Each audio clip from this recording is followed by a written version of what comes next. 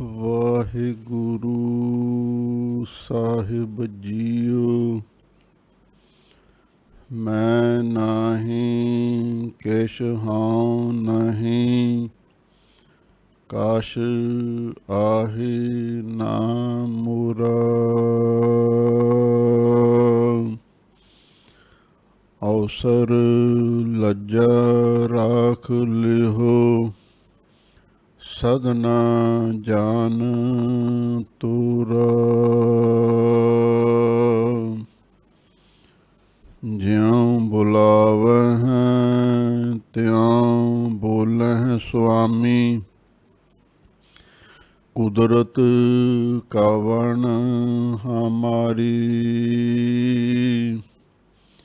ਸਾਧ ਸੰਗ ਨਾਨਕ ਜਸ ਗਾਇਓ, ਜੋ ਪ੍ਰਭ ਕੀ ਆਤ ਪਿਆਰੀ। ਸਤਨਾਮ ਸ੍ਰੀ ਵਾਹਿਗੁਰੂ ਸਾਹਿਬ ਜੀਓ। ਗੁਰ ਪੀਰਾ ਕੀ ਚਾਕਰੀ, ਮਹਾਂ ਕਰੜੀ ਸੁਖ ਸਾਰ। ਨਦਰ ਕਰੇ ਜਿਸ ਆਪਣੀ, ਤਿਸ ਲਾਏ ਹੇਤ ਪਿਆਰ। ਸਤਿਗੁਰ ਕੀ ਸੇਵੈ ਲੱਗਿਆ, ਭਉ ਜਲ ਤਰੈ ਸੰਸਾਰ। ਮਨ ਚਿੰਦਿਆ ਫਲ ਪਾਏ ਸੀ, ਅੰਤਰ ਵਿਵੇਕ ਵਿਚਾਰ। ਨਾਨਕ ਸਤਿਗੁਰ ਮਿਲਿਆ ਪ੍ਰਭ ਪਾਈਐ, ਸਭ ਦੁਖ ਨਿਵਾਰਨ ਹਾਰ। ਗੁਰ ਪੀਰਾਂ ਕੀ ਚਾਕਰੀ, ਮਹਾਂ ਕਰੜੀ ਸੁਖ ਸਾਰ।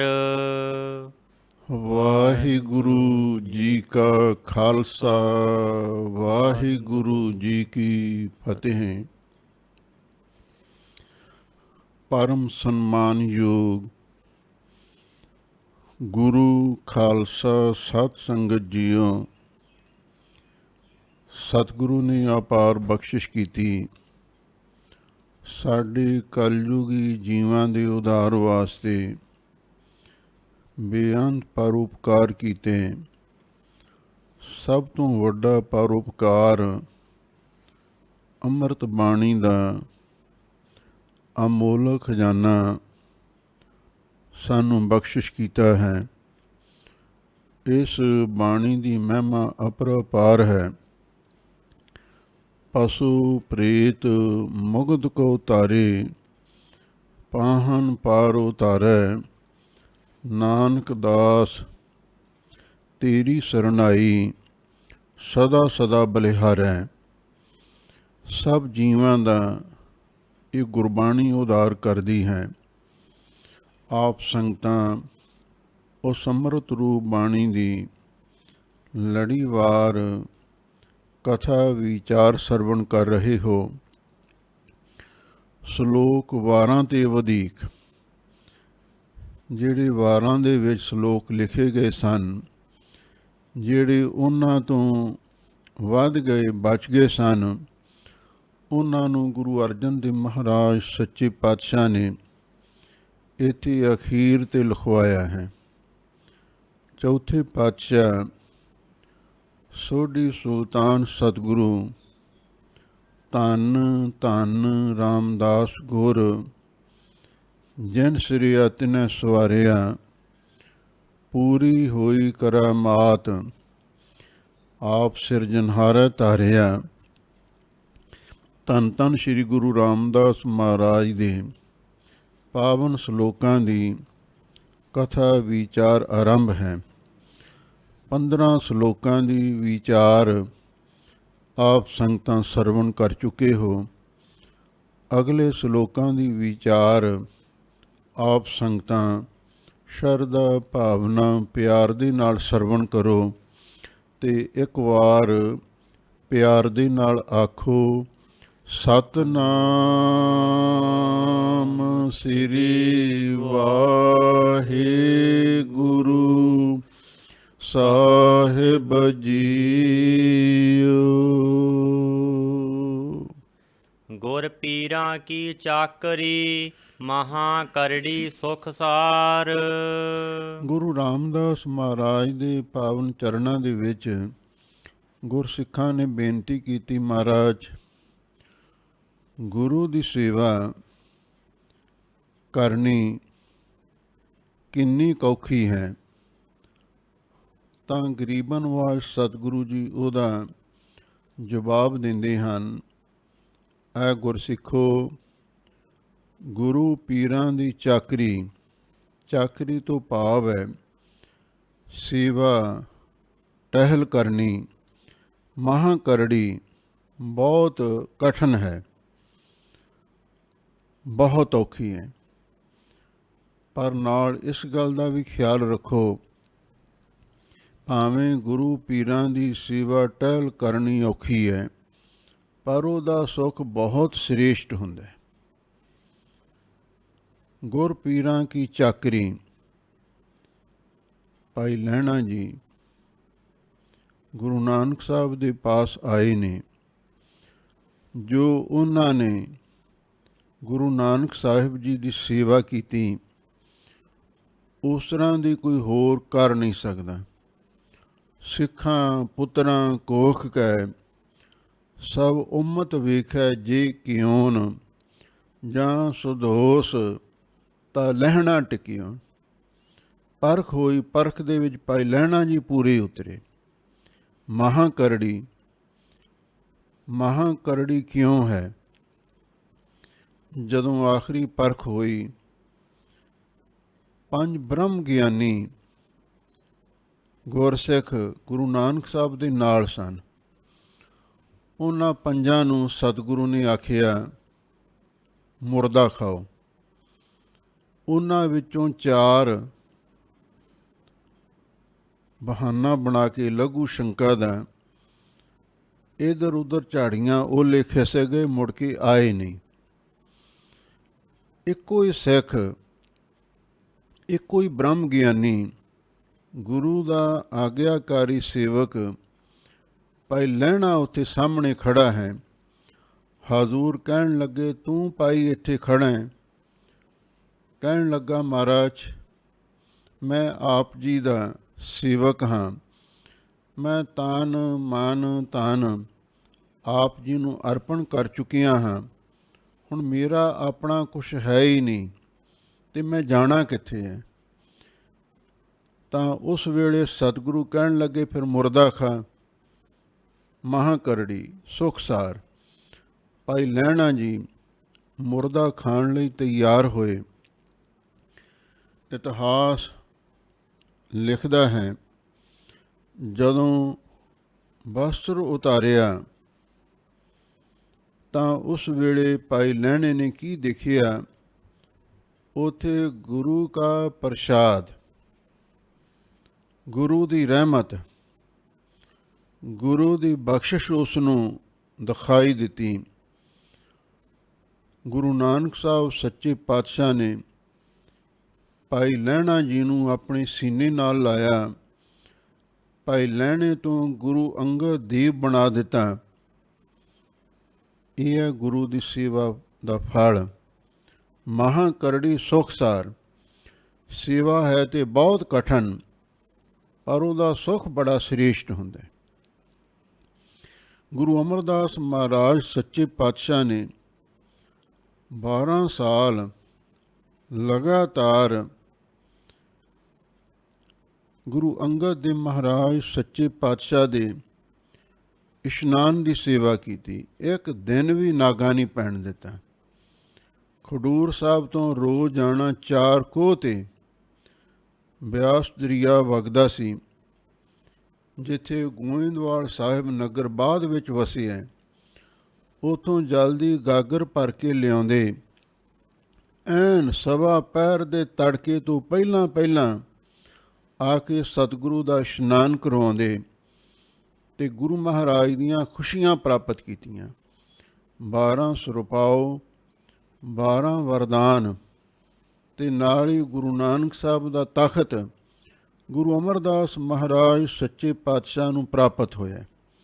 ਗੁਰ ਪੀਰਾਂ ਕੀ ਚਾਕਰੀ ਮਹਾਂਕਰੜੀ ਸੁਖਸਾਰ। ਗੁਰੂ ਰਾਮਦਾਸ ਮਹਾਰਾਜ ਨੇ ਵੀ ਗੁਰੂ ਅਮਰਦਾਸ ਮਹਾਰਾਜ ਸੱਚੇ ਪਾਤਸ਼ਾਹ ਦੀ ਮਹਾਨ ਸੇਵਾ ਕੀਤੀ। ਨਿਰਮਾਣ ਤੇ ਨਿਸਕਾਮ ਹੋ ਕੇ ਸੇਵਾ ਕੀਤੀ। ਦੁਨਿਆਵੀ ਰਿਸ਼ਤੇਦਾਰੀ ਦਾ ਹੰਕਾਰ ਛੱਡ ਕੇ ਸੇਵਾ ਕੀਤੀ। ਗੁਰੂ ਕੇ ਦਾਮਾਦ ਸਨ, ਪਰ ਉਹਨਾਂ ਨੇ ਕਦੇ ਵੀ ਜਣਾਇਆ ਨਹੀਂ, ਸੇਵਾਦਾਰ ਬਣ ਕੇ ਸੇਵਾ ਹੀ ਕਰਦੇ ਰਹੇ। ਗੁਰ ਪੀਰਾਂ ਕੀ ਚਾਕਰੀ ਮਾਹ ਕਰੜੀ ਸੁਖਸਾਰ। ਫਿਰ ਗੁਰੂ ਰਾਮਦਾਸ ਮਹਾਰਾਜ ਸੱਚੇ ਪਾਤਸ਼ਾਹ ਨੂੰ ਵੀ ਗੁਰੂ ਅਮਰਦਾਸ ਮਹਾਰਾਜ ਦੀਆਂ ਖੁਸ਼ੀਆਂ ਪ੍ਰਾਪਤ ਹੋਈਆਂ, ਗੁਰਤਾ ਗੱਦੀ ਦੇ ਮਾਲਕ ਹੋਏ। ਇਉਂ ਗੁਰੂ ਪੀਰਾਂ ਦੀ ਚਾਕਰੀ ਸੇਵਾ ਟਹਿਲ ਕਰਨੀ ਹੈ ਤੇ ਬੜੀ ਔਖੀ, ਪਰ ਉਹਦਾ ਸੁੱਖ ਬਹੁਤ ਸ੍ਰੇਸ਼ਟ ਹੁੰਦਾ ਹੈ। ਨਦਰ ਕਰੇ ਜਿਸ ਆਪਣੀ ਤਿਸ ਲਾਏ ਹੇਤ ਪਿਆਰ। ਜਿਸ ਉੱਤੇ ਵਾਹਿਗੁਰੂ ਆਪਣੀ ਮਿਹਰ ਦੀ ਦ੍ਰਿਸ਼ਟੀ ਕਰ ਦੇਵੇ, ਫਿਰ ਉਹਦਾ ਗੁਰੂ ਦੀ ਸੇਵਾ ਦੇ ਨਾਲ ਪ੍ਰੇਮ ਪਿਆਰ ਲਾ ਦਿੰਦਾ। ਕਿਉਂ? ਪ੍ਰੇਮ ਤੋਂ ਬਿਨਾਂ ਸੇਵਾ ਨਹੀਂ ਹੋ ਸਕਦੀ। ਜੇ ਅਸੀਂ ਸੇਵਾ ਕਰਦੇ ਵੀ ਹਾਂ, ਫਿਰ ਬੱਧਾ ਚੱਟੀ ਭਰਨ ਵਾਲੀ ਗੱਲ ਹੋ ਜਾਂਦੀ ਹੈ। ਬੱਧਾ ਚੱਟੀ ਜੋ ਪਰੇ ਨਾ ਗੁਣ ਨਾ ਉਪਕਾਰ। ਜਿਹੜਾ ਆਦਮੀ ਵਿਗਾਰ ਦੇ ਵਿੱਚ ਫੜਿਆ ਹੋਇਆ, ਤੁਸੀਂ ਕੋਈ ਦਿਹਾੜੀਦਾਰ ਬੰਦਾ ਲਿਆਂਦਾ ਹੋਇਆ, ਮਾਲਕ ਨੇ ਉਹਦੇ ਕੋਲੋਂ ਕੰਮ ਲੈਣਾ ਹੁੰਦਾ ਤੇ ਉਹਦੀ ਉੱਥੇ ਕੋਈ ਹੀਲ ਹੁਜਤ ਨਹੀਂ ਚੱਲ ਸਕਦੀ। ਮਾਲਕ ਕਹਿੰਦਾ ਤੈਨੂੰ ਦਿਹਾੜੀ ਦੇਣੀ ਹੈ, ਤੈਨੂੰ ਕੰਮ ਤੇ ਕਰਨਾ ਹੀ ਪੈਣਾ। ਇਉਂ ਭਾਈ ਬਿਨਾਂ ਪ੍ਰੇਮ ਤੋਂ ਸੇਵਾ ਕੀਤੀ ਬੱਧਾ ਚੱਟੀ ਭਰਨ ਵਾਲੀ ਗੱਲ ਹੈ। ਨਾ ਕੋਈ ਉਸ ਦਾ ਮਾਲਕ ਗੁਣ ਜਾਣਦਾ ਤੇ ਨਾ ਹੀ ਉਹਦਾ ਕੋਈ ਪਰਉਪਕਾਰ ਗਿਣਦਾ। ਉਹਨੇ ਦਿਹਾੜੀ ਲੈਣੀ ਸੀ, ਉਹ ਤੋਂ ਕੰਮ ਲੈ ਲਿਆ। ਪ੍ਰੇਮ ਤੋਂ ਬਿਨਾਂ ਸੇਵਾ ਵੀ ਇਸੇ ਤਰ੍ਹਾਂ ਹੀ ਆ। ਹਾਜ਼ੂਰ ਕਹਿੰਦੇ ਜਿਸ ਉੱਤੇ ਵਾਹਿਗੁਰੂ ਆਪਣੀ ਮਿਹਰ ਦੀ ਦ੍ਰਿਸ਼ਟੀ ਕਰ ਦੇਵੇ, ਫਿਰ ਉਸ ਨੂੰ ਸੇਵਾ ਦਾ ਪ੍ਰੇਮ ਪਿਆਰ ਲਾ ਦਿੰਦਾ ਹੈ। ਸਤਿਗੁਰ ਕੀ ਸੇਵੈ ਲੱਗਿਆ ਭਉ ਜਲ ਤਰੈ ਸੰਸਾਰ। ਲਓ ਭਾਈ, ਸਤਿਗੁਰੂ ਦੀ ਸੇਵਾ ਦੇ ਵਿੱਚ ਲੱਗਿਆਂ ਕੀ ਫਲ ਪ੍ਰਾਪਤ ਹੁੰਦਾ ਹੈ? ਭਉ ਜਲ ਤਰੈ ਸੰਸਾਰ। ਵਿੱਚ ਦੁਨੀਆ ਸੇਵ ਕਮਾਈਏ ਤਾਂ ਦਰਗਹਿ ਬੈਸਣ ਪਾਈਏ, ਕਹੋ ਨਾਨਕ ਬਾਹਾਂ ਲੁੜਾਈਏ। ਜਿਹੜਾ ਸ਼ਰਧਾ ਭਾਵਨਾ ਦੇ ਨਾਲ ਗੁਰੂ ਦੀ ਸੇਵਾ ਕਰਦਾ ਹੈ, ਉਹ ਪਾਪ ਸਾਗਰ ਤੋਂ, ਸੰਸਾਰ ਸਮੁੰਦਰ ਤੋਂ ਤਰ ਜਾਂਦਾ ਹੈ। ਭਾਈ ਮੰਝ ਸਾਹਿਬ ਜੀ ਨੇ ਸੇਵਾ ਕੀਤੀ। ਗੁਰੂ ਅਰਜਨ ਦੇਵ ਮਹਾਰਾਜ ਨੇ ਵਰਦਾਨ ਦਿੱਤਾ, ਮੰਝ ਪਿਆਰਾ ਗੁਰੂ ਨੂੰ ਗੁਰ ਮੰਝ ਪਿਆਰਾ, ਮੰਝ ਗੁਰੂ ਕਾ ਬੋਹਿਤਾ ਜਗ ਲੰਘਣ ਹਾਰਾ। ਭਉ ਜਲ ਤਰੈ ਸੰਸਾਰ। ਉਹ ਗੁਰਮੁਖ ਆਪ ਵੀ ਮੁਕਤ ਹੋ ਜਾਂਦੇ ਨੇ, ਆਪ ਮੁਕਤ ਕਰੈ ਸੰਸਾਰ। ਨਾਨਕ ਤਿਸ ਜਨ ਕੋ ਸਦਾ ਨਮਸਕਾਰ। ਉਹ ਦੂਜਿਆਂ ਨੂੰ ਵੀ ਪਾਰ ਕਰ ਦਿੰਦੇ ਹਨ। ਮਨ ਚਿੰਦਿਆ ਫਲ ਪਾਏ ਸੀ ਅੰਤਰ ਵਿਵੇਕ ਵਿਚਾਰ। ਜਿਹੜੇ ਗੁਰਮੁਖ ਪਿਆਰੇ ਸ਼ਰਧਾ ਭਾਵਨਾ ਦੇ ਨਾਲ ਗੁਰੂ ਦੀ ਸੇਵਾ ਕਰਦੇ ਹਨ, ਉਹ ਮਨ ਚਿਤਵਿਆ ਫਲ ਵੀ ਪ੍ਰਾਪਤ ਕਰ ਲੈਂਦੇ ਨੇ। ਕੋਈ ਉਹਨਾਂ ਦੇ ਮਨ ਦੇ ਵਿੱਚ ਦੁਨਿਆਵੀ ਇੱਛਾ ਹੋਵੇ, ਉਹ ਵੀ ਪੂਰੀ ਹੋ ਜਾਂਦੀ ਹੈ। ਹੁਣ ਬਾਬਾ ਆਦਮ ਜੀ ਬਿਰਧ ਅਵਸਥਾ ਦੇ ਵਿੱਚ ਗੁਰੂ ਰਾਮਦਾਸ ਮਹਾਰਾਜ ਦੀ ਸੇਵਾ ਵਿੱਚ ਆਏ, ਪਰ ਮਨ ਦੇ ਵਿੱਚ ਫੁਰਨਾ ਸੀ, ਘਰੇ ਸੰਤਾਨ ਹੋਵੇ। ਤੇ ਗੁਰੂ ਰਾਮਦਾਸ ਮਹਾਰਾਜ ਸੱਚੇ ਪਾਤਸ਼ਾਹ ਦੇ ਬਚਨਾਂ ਦੇ ਨਾਲ ਫਿਰ ਉਹਨਾਂ ਦੇ ਘਰੇ ਭਾਈ ਭਗਤੂ ਜੀ ਦਾ ਜਨਮ ਹੋਇਆ ਸੀ, ਜੋ ਇੱਕ ਬੜੇ ਭਾਉ ਭਗਤੀ ਵਾਲੇ ਗੁਰਸਿੱਖ ਹੋਏ ਹਨ। ਹਾਜ਼ੂਰ ਕਹਿੰਦੇ ਜੇ ਕੋਈ ਸਕਾਮ ਸੇਵਾ ਕਰਦਾ ਹੈ, ਉਹ ਮਨ ਇੱਛਤ ਫਲ ਪ੍ਰਾਪਤ ਕਰਦਾ ਹੈ, ਤੇ ਜਿਹੜਾ ਨਿਸਕਾਮ ਸੇਵਾ ਕਰੇ, ਸੇਵਾ ਕਰਤ ਹੋਏ ਨਿਹਕਾਮੀ, ਤਿਸ ਕੋ ਹੋਤ ਪ੍ਰਾਪਤ ਸੁਆਮੀ। ਉਹਨੂੰ ਪਰਮੇਸ਼ਰ ਦੀ ਪ੍ਰਾਪਤੀ ਵੀ ਹੋ ਜਾਂਦੀ ਹੈ। ਮਨ ਦੇ ਵਿੱਚ ਜਿਹੋ ਜਿਹਾ ਫੁਰਨਾ ਹੋਵੇ, ਉਹੀ ਸਤਿਗੁਰੂ ਪੂਰਾ ਕਰਦੇ ਨੇ। ਜਿਨ ਸੇਵਿਆ ਤਿਨ ਪਾਇਆ ਮਾਨ। ਅੰਤਰ ਵਿਵੇਕ ਵਿਚਾਰ। ਤੇ ਗੁਰੂ ਦੀ ਕਿਰਪਾ ਦੁਆਰਾ ਹਿਰਦੇ ਵਿੱਚ ਵਿਵੇਕ ਦੀ ਵਿਚਾਰ ਵੀ ਪੈਦਾ ਹੋ ਜਾਂਦੀ ਹੈ। ਬਿਬ ਏਕ, ਦੋ ਸ਼ਬਦਾਂ ਦੇ ਮੇਲ ਤੋਂ ਹੀ ਸ਼ਬਦ ਬਣੇ ਹੈ।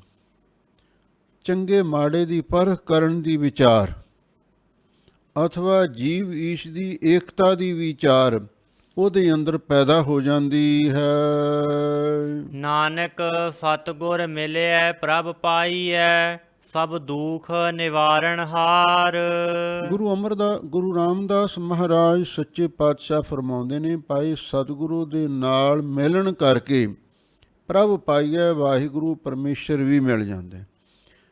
ਪੂਰੇ ਸਤਿਗੁਰੂ ਰਾਹੀਂ ਹੀ ਉਹ ਵਾਹਿਗੁਰੂ ਪਰਮੇਸ਼ਰ ਮਿਲਦੇ। ਸਿੱਖੀ ਦਾ ਮੁੱਖ ਸਿਧਾਂਤ ਹੀ ਗੁਰਪ੍ਰਸਾਦ ਹੈ। ਗੁਰੂ ਦੀ ਕਿਰਪਾ ਦੇ ਨਾਲ ਹੀ ਸਭ ਕੁਝ ਗੁਰਸਿੱਖ ਨੂੰ ਪ੍ਰਾਪਤ ਹੁੰਦਾ ਹੈ। ਕੀਤਾ ਲੋੜੀਆ ਕੰਮ ਸੋ ਹਰ ਪਹਿ ਆਖੀਐ, ਕਾਰਜ ਦੇਹ ਸਵਾਰ ਸਤਿਗੁਰ ਸੱਚ ਸਾਖੀਐ।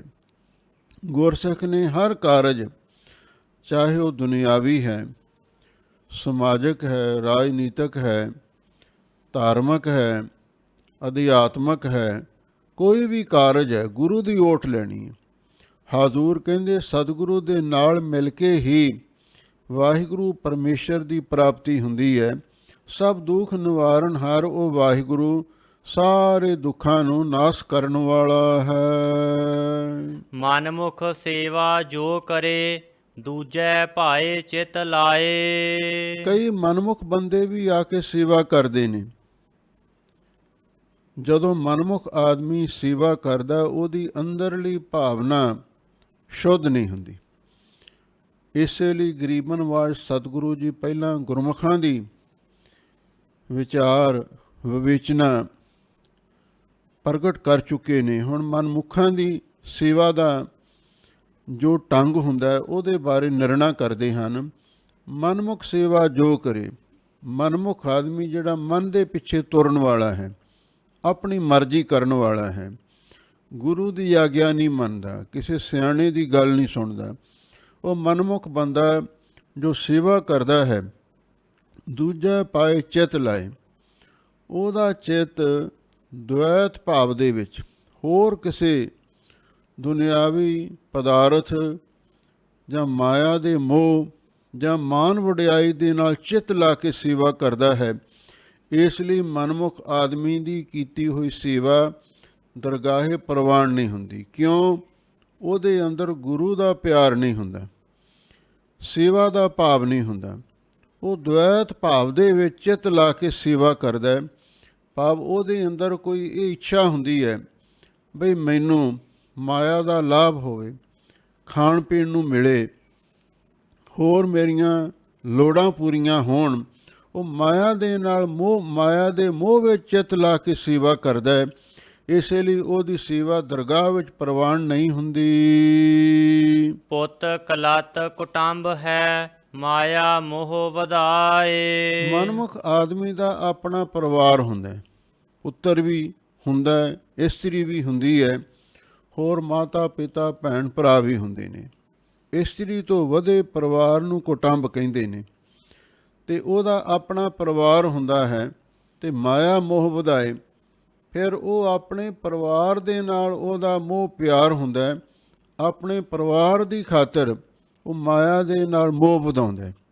ਜੇ ਉਹ ਗੁਰੂ ਘਰ ਵਿੱਚ ਵੀ ਸੇਵਾ ਕਰਦਾ ਅਤੇ ਆਪਣੇ ਪਰਿਵਾਰ ਦੀ ਪਾਲਣਾ ਪੋਸ਼ਣਾ ਵਾਸਤੇ ਕਰਦਾ, ਪਰਿਵਾਰ ਦੇ ਨਿਰਵਾਹ ਵਾਸਤੇ ਕਰਦਾ, ਕੋਈ ਉਹਦੇ ਮਨ ਦੇ ਵਿੱਚ ਇਹ ਖਿਆਲ ਨਹੀਂ ਹੁੰਦਾ ਬਈ ਮੈਂ ਆਪਣੇ ਜੀਵਨ ਨੂੰ ਸਵਾਰਨਾ ਜਾਂ ਲੋਕ ਸੁਖੀ ਪ੍ਰਲੋਕ ਸੁਹੇਲਾ ਕਰਨਾ।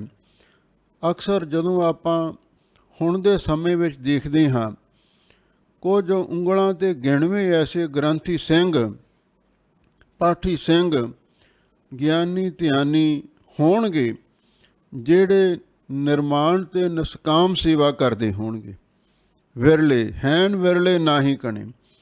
ਨਹੀਂ ਤੇ ਪਰਿਵਾਰ ਦੇ ਨਿਰਵਾਹ ਵਾਸਤੇ, ਪਰਿਵਾਰ ਦੇ ਮੋਹ ਦੇ ਵਿੱਚ ਹੀ, ਮਾਇਆ ਭਾਵੇਂ ਆਪਣੀ ਹੋਵੇ ਚਾਹੇ ਸੰਗਤ ਦੀ ਹੋਵੇ, ਉਹ ਪਰਿਵਾਰ ਵਿੱਚ ਹੀ ਲਾਉਂਦੇ ਨੇ।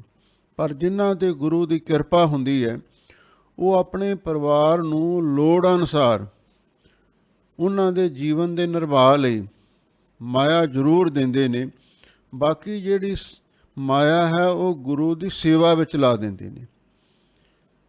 ਤੇ ਆਮ ਜਿਹੜੇ ਗ੍ਰਸਤੀ ਗ੍ਰੰਥੀ ਸਿੰਘ ਜਾਂ ਆਮ ਗੁਰਸਿੱਖ ਨੇ ਉਹ ਦਸਵੰਧ ਗੁਰੂ ਘਰ ਨੂੰ ਦਿੰਦੇ ਨੇ, ਪਰ ਜਿਹੜੇ ਪਾਠੀ ਗ੍ਰੰਥੀ ਸਿੰਘ ਨੇ ਦਸਵੰਧ ਦੀ ਮਾਇਆ ਲੈ ਕੇ ਉਹ ਪਰਿਵਾਰ ਪਾਲਦੇ ਨੇ।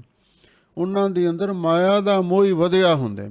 ਸਾਰੇ ਨਹੀਂ, ਕੋਈ ਨਿਰਮਾਣ ਤੇ ਨਿਸਕਾਮ ਸੇਵਾ ਵੀ ਕਰਦਾ ਹੋਵੇਗਾ, ਪਰ ਆਮ ਤੌਰ 'ਤੇ ਸਤਿਗੁਰੂ ਕਹਿੰਦੇ ਮਨਮੁੱਖਾਂ ਦੀ ਇਹੀ ਹਾਲਤ ਹੁੰਦੀ ਹੈ। ਉਹਨਾਂ ਦਾ ਪੁੱਤਰ ਇਸਤਰੀ ਆਦਿਕ ਪਰਿਵਾਰ ਹੁੰਦਾ ਹੈ, ਉਹਦੇ ਮੋਹ ਦੇ ਵਿੱਚ ਫਸੇ ਹੁੰਦੇ ਨੇ ਅਤੇ ਇਸੇ ਕਰਕੇ ਮਾਇਆ ਦੇ ਨਾਲ ਮੋਹ ਵਧਾਉਂਦੇ ਨੇ। ਆਮ ਤੌਰ 'ਤੇ ਇਹੀ ਗੱਲਾਂ ਸੁਣਨ ਵਾਸਤੇ ਮਿਲਦੀਆਂ ਨੇ ਬਈ ਗ੍ਰੰਥੀ ਸਿੰਘ ਫਲਾਣੇ ਕੋਲੋਂ ਮਾਇਆ ਮੰਗਦੇ ਨੇ, ਅਰਦਾਸ ਦੀ ਭੇਟਾ ਮੰਗਦੇ ਨੇ, ਕੀਰਤਨ ਦੀ ਭੇਟਾ ਮੰਗਦੇ ਨੇ। ਕਿਸੇ ਹੱਦ ਤੱਕ ਜਿੱਥੋਂ ਤੱਕ ਪਰਿਵਾਰ ਦਾ ਸੰਬੰਧ ਹੈ, ਦੁਨੀਆਦਾਰੀ ਦਾ ਸੰਬੰਧ ਹੈ, ਉਹਨਾਂ ਦੀਆਂ ਆਪਣੀਆਂ ਲੋੜਾਂ ਵੀ ਤਾਂ ਹੁੰਦੀਆਂ ਨੇ। ਉਹਨਾਂ ਨੇ ਵੀ ਆਪਣੇ ਪਰਿਵਾਰ ਨੂੰ ਪਾਲਣਾ ਹੁੰਦਾ ਹੈ, ਉਹਨਾਂ ਨੇ ਵੀ ਬੱਚਿਆਂ ਦੀ ਪੜ੍ਹਾਈ ਕਰਾਉਣੀ ਹੁੰਦੀ ਹੈ, ਉਹਨਾਂ ਨੇ ਵੀ ਬੱਚਿਆਂ ਦੇ ਵਿਆਹ ਕਰਨੇ ਹੁੰਦੇ ਨੇ, ਅਤੇ ਉਹਨਾਂ ਦੇ ਵੀ ਖਰਚੇ ਸਾਡੇ ਵਾਂਗੂ ਹੀ ਹੁੰਦੇ ਨੇ। ਇਸ ਲਈ ਉਹਨਾਂ ਦੀ ਲੋੜ ਪੂਰਤੀ ਵਾਸਤੇ ਓਨੀ ਮਾਇਆ ਤੇ ਉਹਨਾਂ ਨੂੰ ਦੇਣੀ ਬਣਦੀ ਹੈ। ਪਰ ਜਿਹੜੇ ਕਈ ਗ੍ਰੰਥੀ ਸਭ ਕੁਝ ਹੁੰਦਿਆਂ ਸੰਦਿਆਂ ਫਿਰ ਅੱਗੇ ਹੋਰ ਮਾਇਆ ਮੰਗਦੇ ਨੇ, ਇਹ ਮਾਇਆ ਦੇ ਮੋਹ ਦੇ ਕਾਰਨ ਮੰਗਦੇ ਨੇ। ਫਿਰ ਮਾਇਆ ਦਾ ਮੋਹ ਭਾਈ ਦੁਖਦਾਈ ਹੁੰਦਾ ਹੈ।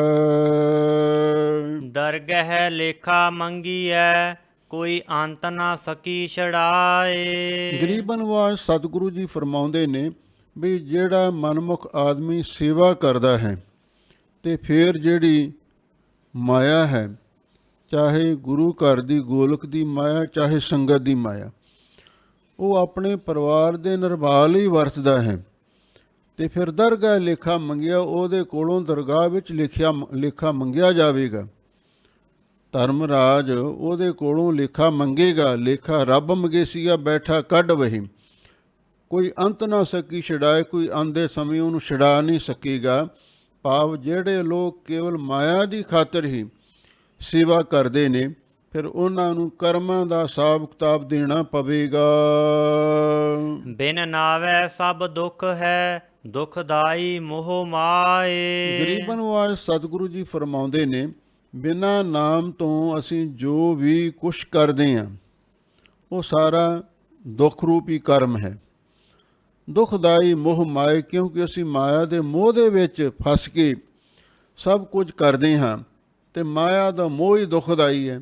ਇਸ ਮਾਇਆ ਦੇ ਕਾਰਨ ਹੀ ਸਾਨੂੰ ਦੁੱਖ ਪ੍ਰਾਪਤ ਹੁੰਦੇ ਹਨ। ਨਾਨਕ ਗੁਰਮੁਖ ਨਦਰੀ ਆਇਆ, ਮੋਹ ਮਾਇਆ ਵਿਛੜ ਸਭ ਜਾਏ। ਨਾਨਕ ਗੁਰਮੁਖ ਨਦਰੀ ਆਇਆ। ਗਰੀਬਨ ਵਾਜ ਸਤਿਗੁਰੂ ਜੀ ਕਹਿੰਦੇ ਨੇ, ਜਿਹੜੇ ਗੁਰਮੁਖ ਸਿੱਖ ਨੇ, ਗੁਰੂ ਦੇ ਆਗਿਆਕਾਰੀ, ਗੁਰੂ ਦਰਸਾਏ ਮਾਰਗ 'ਤੇ ਚੱਲਣ ਵਾਲੇ ਜਿਹੜੇ ਗੁਰਮੁਖ ਸਿੱਖ ਨੇ, ਉਹਨਾਂ ਨੂੰ ਇਹ ਗੱਲ ਨਿਗਾਹ ਵਿੱਚ ਆ ਗਈ ਹੈ। ਕਿਹੜੀ ਗੱਲ? ਮੋਹ ਮਾਇਆ ਵਿਛੜ ਸਭ ਜਾਏ। ਜਿਸ ਮਾਇਆ ਦੇ ਨਾਲ ਅਸੀਂ ਮੋਹ ਕਰਦੇ ਹਾਂ, ਜਿਸ ਪਰਿਵਾਰ ਦੇ ਨਾਲ ਅਸੀਂ ਮੋਹ ਕਰਦੇ ਹਾਂ, ਇਹ ਮਾਇਆ ਜਿਤ ਹਰ ਵਿਸਰਿਆ, ਮੋਹ ਉਪਜਾ ਪਾਓ ਦੂਜਾ ਲਾਇਆ। ਵਾਹਿਗੁਰੂ ਤੋਂ ਛੁੱਟ, ਗੁਰੂ ਤੋਂ ਬਗੈਰ ਹੋਰ ਜੋ ਵੀ ਜੜ ਚੇਤਨ ਪਦਾਰਥ ਨੇ, ਇਹ ਸਭ ਮਾਇਆ ਹੀ ਹੈ। ਇਹ ਮਾਇਆ ਦਾ ਮੋਹ ਅਖੀਰ 'ਤੇ ਪਾਈ ਸਾਰਾ ਵਿਛੜ ਜਾਂਦਾ ਹੈ। ਨਾ ਕੋਈ ਪਦਾਰਥ, ਨਾ ਹੀ ਕੋਈ ਰਿਸ਼ਤੇਦਾਰ, ਨਾ ਹੀ ਕੋਈ ਭੈਣ ਭਰਾ, ਨਾ ਹੀ ਕੋਈ ਪਰਿਵਾਰ ਦਾ ਕਰੀਬ ਸਾਡੇ ਨਾਲ ਪ੍ਰੇਮ ਰੱਖਣ ਵਾਲਾ, ਸੰਬੰਧ ਰੱਖਣ ਵਾਲਾ ਸਾਡੇ ਨਾਲ ਨਿਭਦਾ ਹੈ। ਮਾਇਆ ਦਾ ਮੋਹ ਤੇ ਅਖੀਰ ਤੇ ਵਿਛੜ ਹੀ ਜਾਂਦਾ ਹੈ। ਗੁਰਮੁਖ ਹੁਕਮ ਮੰਨੇ ਸਹਿ ਕੇਰਾ, ਹੁਕਮੇ ਹੀ ਸੁਖ ਪਾਏ। ਲੋ ਹੁਣ ਗੁਰਮੁਖਾਂ ਤੇ ਮਨਮੁਖਾਂ ਦੀ ਹੀ ਵਿਵੇਚਨਾ ਸਤਿਗੁਰੂ ਕਰ ਰਹੇ ਨੇ। ਹੁਣ ਫਿਰ ਅੱਗੇ ਗੁਰਮੁਖਾਂ ਦੀ ਅਵਸਥਾ ਦਾ ਨਿਰਣਾ ਕਰਦੇ ਨੇ। ਗੁਰਮੁਖ ਹੁਕਮ ਮੰਨੇ ਸਹਿ ਕੇਰਾ। ਹੁਣ ਗਰੀਬਨ ਵਾਜ ਸਤਿਗੁਰੂ ਜੀ ਪਤੀ ਸਤੀ ਰੂਪਕ ਅਲੰਕਾਰ ਦੇ ਵਿੱਚ ਗੁਰਮੁਖਾਂ ਦੀ ਅਵਸਥਾ ਬਿਆਨ ਕਰਦੇ ਨੇ। ਜਿਹੜੀ ਗੁਰਮੁਖ ਰੂਹ ਹੈ ਉਹ ਰੱਬ ਦੀ ਸੁਹਾਗਣ ਹੈ। ਉਹ ਆਪਣੇ ਸਹਿਪਤੀ ਪਰਮੇਸ਼ਰ ਦਾ ਹੁਕਮ ਮੰਨਦੀ ਹੈ। ਹੁਕਮੇ ਹੀ ਸੁਖ ਪਾਏ, ਅਤੇ ਹੁਕਮ ਦੇ ਨਾਲ ਹੀ ਉਹਨੂੰ ਸੁਖ ਵੀ ਪ੍ਰਾਪਤ ਹੁੰਦਾ ਹੈ। ਸੁਹਾਗਣ ਇਸਤਰੀ ਆਪਣੇ ਪਤੀ ਦੀ ਆਗਿਆ ਮੰਨ ਕੇ ਉਹਦੇ ਹੁਕਮ ਦੀ ਪਾਲਣਾ ਕਰਕੇ ਖੁਸ਼ ਹੁੰਦੀ ਹੈ, ਉਹਨੂੰ ਸੁੱਖ ਪ੍ਰਾਪਤ ਹੁੰਦਾ ਹੈ। ਇਸੇ ਤਰ੍ਹਾਂ ਗੁਰਮੁਖ ਰੂਹ ਉਸ ਅਕਾਲ ਪੁਰਖ ਵਾਹਿਗੁਰੂ ਦਾ ਹੁਕਮ ਮੰਨਦੀ ਹੈ ਤੇ ਹੁਕਮ ਦੇ ਵਿੱਚ ਹੀ ਉਹਨੂੰ ਆਤਮਿਕ ਸੁੱਖ ਪ੍ਰਾਪਤ ਹੁੰਦਾ ਹੈ। ਹੁਕਮੋ ਸੇਵੇ ਹੁਕਮ ਅਰਾਧੇ ਹੁਕਮੇ ਸਮੈ ਸਮਾਏ। ਗੁਰਮੁਖ ਰੂਹ ਹੁਕਮ ਦੇ ਵਿੱਚ ਹੀ ਪਤੀ ਪਰਮੇਸ਼ਰ ਦੀ ਸੇਵਾ ਕਰਦੀ ਹੈ ਤੇ ਉਹਦੇ ਹੁਕਮ ਦੇ ਵਿੱਚ ਹੀ ਉਸ ਵਾਹਿਗੁਰੂ ਦਾ ਆਰਾਧੇ ਚਿੰਤਨ ਕਰਦੀ ਹੈ, ਸਿਮਰਨ ਕਰਦੀ ਹੈ। ਹੁਕਮੇ ਸਮੈ ਸਮਾਏ, ਹੁਕਮ ਦੇ ਵਿੱਚ ਹੀ ਸਮੇਂ ਦਾ ਅਰਥ ਉਹ ਸੌਂਦੀ ਹੈ ਤੇ ਹੁਕਮ ਦੇ ਵਿੱਚ ਹੀ ਸਮਾਏ ਉਹ ਸਮਾਧੀ ਲੀਨ ਹੁੰਦੀ ਹੈ। ਹੁਕਮ ਵਰਤ ਨੇਮ ਸੋਚ ਸੰਜਮ ਮਨ ਚਿੰਦਿਆ ਫਲ ਪਾਏ। ਤੇ ਵਾਹਿਗੁਰੂ ਦੇ ਹੁਕਮ ਦੇ ਵਿੱਚ ਹੀ ਉਹ ਵਰਤ ਨੇਮ ਸੋਚ ਸੰਜਮ ਇਹ ਸਾਧਨ ਕਰਦੀ ਹੈ। ਵਰਤ ਤੋਂ ਭਾਵ ਹੈ ਅੰਨ ਪਾਣੀ ਥੋੜਾ ਖਾਇਆ, ਅਲਪ ਆਹਾਰ ਸਵਲਪ ਸੀ ਨਿੰਦਰਾ ਦਇਆ ਸ਼ਿਮਾ ਤਨ ਪ੍ਰੀਤ ਸੀਲ ਸੰਤੋਖ ਸਦਾ ਨਿਰਬਾਹਿਬੋ ਹਵੈਬੋ ਤਿਰਗੁਣ ਆਤੀਤ। ਇਹ ਵਰਤ ਹੈ ਸਿੱਖੀ ਦਾ, ਅੰਨ ਪਾਣੀ ਥੋੜਾ ਛਕਣਾ, ਥੋੜਾ ਸਮਾਂ ਥੋੜਾ ਹੀ ਖਾਵੇ। ਦੂਸਰਾ ਵਰਤ ਇੱਕ ਪਤੀ ਬ੍ਰਤ ਧਰਮ ਹੈ ਜੋ ਬੀਬੀਆਂ ਰੱਖਦੀਆਂ ਨੇ, ਇੱਕ ਸਤੀ ਬ੍ਰਤ ਧਰਮ ਹੈ ਜਿਹੜਾ ਪੁਰਸ਼ਾਂ ਨੂੰ ਰੱਖਣਾ ਜ਼ਰੂਰੀ ਹੈ। ਇਹ ਸਿੱਖੀ ਦੇ ਵਰਤ ਨੇ। ਦੇਖ ਪਰਾਈਆਂ ਚੰਗੀਆਂ ਮਾਵਾਂ ਭੈਣਾਂ ਧੀਆਂ ਜਾਣੇ, ਇਹ ਵਰਤ ਵੀ ਰੱਖਣਾ। ਤੇ ਗੁਰਮੁਖ ਰੂਹਾਂ ਰੱਖਦੀਆਂ ਨੇ ਨੇਮ, ਅੰਮ੍ਰਿਤ ਵੇਲੇ ਉੱਠ ਕੇ ਇਸ਼ਨਾਨ ਕਰਨਾ, ਗੁਰੂ ਦਾ ਹੁਕਮ ਹੈ 5 ਬਾਣੀਆਂ ਦਾ ਨਿਤਨੇਮ ਕਰਨਾ, ਸ਼ਾਮ ਨੂੰ ਰਹਿ ਰਾਤ ਸੌਣ ਲੱਗਿਆਂ ਕੀਰਤਨ ਸੋਹਿਲਾ ਪੜ੍ਹਨਾ, ਹੋਰ ਸਿੱਖੀ ਦੇ ਅਸੂਲ ਸਾਰੇ ਧਾਰਨ ਕਰਨੇ ਨੇ। ਬਾਣੀ ਦੀ ਰਹਿਤ ਵਿੱਚ ਪਰਪੱਕ ਰਹਿਣਾ, ਇਹ ਸਿੱਖੀ ਦਾ ਨੇਮ ਵੀ ਧਾਰਨ ਕਰਨਾ। ਤੇ ਸੁੱਧ ਜਿਹੜੀ ਪਵਿੱਤਰਤਾ ਹੈ, ਇੱਕ ਤਨ ਦੀ ਪਵਿੱਤਰਤਾ ਹੈ, ਦੂਜੀ ਮਨ ਦੀ ਪਵਿੱਤਰਤਾ ਹੈ, ਇਹ ਵੀ ਧਾਰਨ ਕਰਨੀ ਹੈ। ਸੰਜਮ ਵਿਸ਼ੇ ਵਿਕਾਰਾਂ ਵੱਲੋਂ, ਕੁਰੇਤਾਂ ਵੱਲੋਂ, ਜਿੰਨੇ ਨਸ਼ੇ ਨੇ ਵਿਸ਼ੇ ਨੇ ਇਹਨਾਂ ਵੱਲੋਂ ਸੰਕੋਚ ਰੱਖਣਾ, ਪਰਹੇਜ਼ ਕਰਨਾ।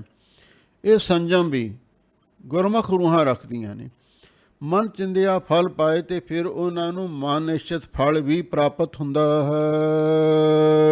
ਸਦਾ ਸੁਹਾਗਣ ਜੇ ਹੁਕਮੈ ਬੁੱਝੈ ਸਤਿਗੁਰ ਸੇਵੈ ਲਿਵ ਲਾਏ। ਉਹ ਗੁਰਮੁਖ ਰੂਹ ਹਮੇਸ਼ਾ ਲਈ ਸੁਹਾਗਣ ਬਣ ਜਾਂਦੀ ਹੈ। ਕਿਹੜੀ? ਜੀ ਹੁਕਮੈ ਬੁੱਝੈ, ਜਿਹੜੀ ਆਪਣੇ ਮਾਲਕ ਦੇ ਅਕਾਲ ਪੁਰਖ ਦੇ ਹੁਕਮ ਨੂੰ ਸਮਝ ਲੈਂਦੀ ਹੈ। ਹੁਕਮੈ ਅੰਦਰ ਸਭ ਕੋ ਬਾਹਰ ਹੁਕਮ ਨਾ ਕੋਏ, ਨਾਨਕ ਹੁਕਮੈ ਜੇ ਬੁੱਝੈ ਤਾਂ ਹਉਮੈ ਕਹਿ ਨਾ ਕੋਈ। ਹੁਕਮ ਦੀ ਕਦਰੋ ਕੀਮਤ ਨੂੰ ਸਮਝ ਲੈਂਦੀ ਹੈ। ਸਤਿਗੁਰ ਸੇਵੈ ਲਿਵ ਲਾਏ, ਤੇ ਫਿਰ ਉਹ ਗੁਰਮੁਖ ਰੂਹ ਲਿਵ ਲਾ ਕੇ ਚਿੱਤ ਬਿਰਤੀ ਨੂੰ ਜੋੜ ਕੇ ਬੜੀ ਲਗਨ ਦੇ ਨਾਲ ਸਤਿਗੁਰੂ ਦੀ ਸੇਵਾ ਕਰਦੀ ਹੈ। ਨਾਨਕ ਕਿਰਪਾ ਕਰੇ ਜਿਨ ਉਪਰ ਤਿਨਾ ਹੁਕਮੇ ਲਏ ਮਿਲਾਏ। ਗੁਰੂ ਰਾਮਦਾਸ ਮਹਾਰਾਜ ਸੱਚੇ ਪਾਤਸ਼ਾਹ ਫਰਮਾਉਂਦੇ ਨੇ, ਜਿਨ੍ਹਾਂ ਉੱਤੇ ਮੇਰਾ ਮਾਲਕ ਕਿਰਪਾ ਕਰਦਾ ਹੈ ਤਿਨਾਂ ਹੁਕਮੇ ਲਏ ਮਿਲਾਏ। ਉਹਨਾਂ ਗੁਰਮੁਖ ਰੂਹਾਂ ਨੂੰ ਆਪਣੇ ਹੁਕਮ ਦੇ ਵਿੱਚ ਹੀ, ਭਾਵ ਉਹਨਾਂ ਨੂੰ ਹੁਕਮ ਮੰਨਣ ਦੀ ਸੋਝੀ ਬਖਸ਼ਿਸ਼ ਕਰਕੇ ਆਪਣੇ ਭਾਣੇ ਵਿੱਚ ਰੱਖ ਕੇ ਉਹਨਾਂ ਨੂੰ ਆਪਣੇ ਨਾਲ ਮਿਲਾ ਲੈਂਦਾ ਹੈ। ਮਨਮੁਖ ਹੁਕਮ ਨਾ ਬੁੱਝੇ ਬਪੁੜੀ ਨਿਤ ਹਉਮੈ ਕਰਮ ਕਮਾਏ। ਹੁਣ ਫੇਰ ਪਤੀ ਸਤੀ ਰੂਪਕ ਅਲੰਕਾਰ ਵਿੱਚ ਹੀ ਗੁਰਮੁਖਾਂ ਤੇ ਮਨਮੁਖਾਂ ਦੀ ਵਿਵੇਚਨਾ ਕਰ ਰਹੇ ਨੇ। ਗੁਰਮੁਖਾਂ ਦੀ ਅਵਸਥਾ ਬਿਆਨ ਕੀਤੀ ਹੈ, ਹੁਣ ਮਨਮੁਖਾਂ ਦੀ ਦੱਸਦੇ ਨੇ। ਮਨਮੁਖ ਦਾ ਜੀਵਨ ਦੁਹਾਗਣ ਵਰਗਾ ਹੁੰਦਾ। ਮਨਮੁਖ ਹੁਕਮ ਨਾ ਬੁੱਝੈ ਬਪੜੀ, ਮਨਮੁਖ ਰੂਹ, ਬਪੜੀ ਦਾ ਅਰਥ ਹੈ ਜਿਹੜੀ ਨਿਮਾਣੀ ਹੈ, ਵਿਚਾਰੀ ਹੈ, ਉਹ ਪਤੀ ਪਰਮੇਸ਼ਰ ਦਾ ਹੁਕਮ ਨਹੀਂ ਸਮਝਦੀ। ਮਨਮੁਖ ਬੰਦੇ ਵਾਹਿਗੁਰੂ ਦਾ ਭਾਣਾ ਨਹੀਂ ਮੰਨਦੇ ਤੇ ਨਾ ਹੀ ਉਸ ਦੇ ਹੁਕਮ ਦੀ ਕਦਰੋ ਕੀਮਤ ਨੂੰ ਸਮਝਦੇ ਨੇ। ਨਿਤ ਹਉਮੈ ਕਰਮ ਕਮਾਏ, ਬਸ ਉਹ ਆਪਣੀ ਹਉਮੈ ਦੇ ਵਿੱਚ ਹੀ ਸਾਰੇ ਕਰਮ ਧਰਮ ਕਰਦੇ ਨੇ। ਮੈਂ ਆਹ ਕੀਤਾ, ਮੈਂ ਉਹ ਕੀਤਾ, ਬਸ ਕਰਮ ਕਰਤ ਵਧੇ ਅਹੰਮੇ। ਪਾਠ ਪੜ੍ਹਿਓ, ਅਰ ਬੇਦ ਵਿਚਾਰਿਓ, ਨਿਵਲ ਭੁਅੰਗਮ ਸਾਧੇ, ਪੰਚ ਜਨਾ ਸਿਉ ਸੰਗ ਨਾ ਛੁਟਕਿਓ, ਆਦਕ ਅਹੰ ਬੁੱਧ ਬਾਧੇ। ਇਹ ਉਹਨਾਂ ਦੀ ਅਵਸਥਾ ਹੁੰਦੀ ਹੈ। ਉਹ ਹਉਮੈ ਦੇ ਵਿੱਚ ਹੀ ਸਾਰੇ ਕਰਮ ਕਰਦੀਆਂ ਹਨ।